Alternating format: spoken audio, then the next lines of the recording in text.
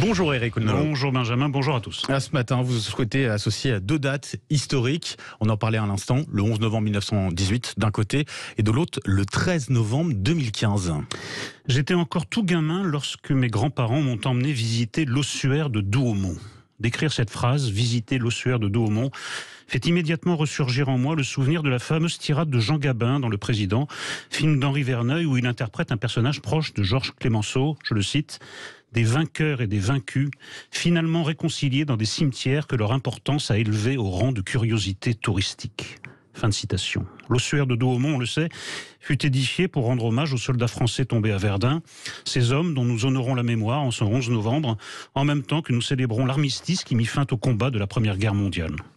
Aux yeux du gamin que j'étais, Verdun se perdait dans un passé aussi lointain que les croisades, et pourtant à peine 50 ans s'étaient écoulés depuis ce grand massacre collectif, depuis ce grand suicide européen.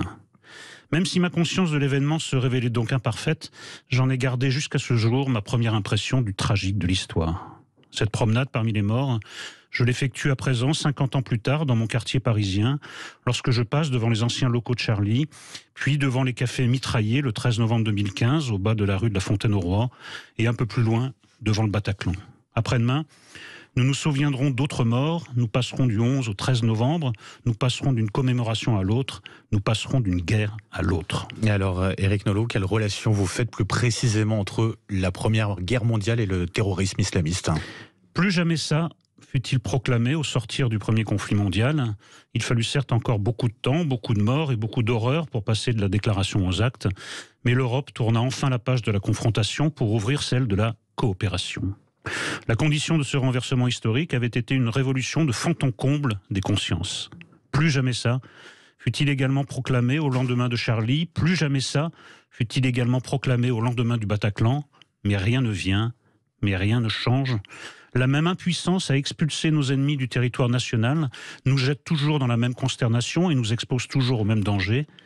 La même complaisance envers l'offensive islamiste à l'école et ailleurs continue de régner à l'extrême gauche et bien au-delà. Le grand ébranlement des consciences se fait attendre, alors même qu'il est minuit moins une à l'horloge de toutes les catastrophes. Il existe bien sûr de grandes différences entre la Première Guerre mondiale et la guerre que nous mène l'islamisme. Madame Raquel Garrido estimait récemment que le but du procès des attentats du 13 novembre était, je la cite, « de réconcilier la France avec les terroristes », phrase qui laisse sans voix par son énormité. On lui rappellera que si les ossements des soldats inconnus français et allemands sont mêlés à Douaumont, ceux des terroristes islamistes et de leurs victimes ne le seront jamais. Nulle part. D'aucune manière. Merci beaucoup, Éric.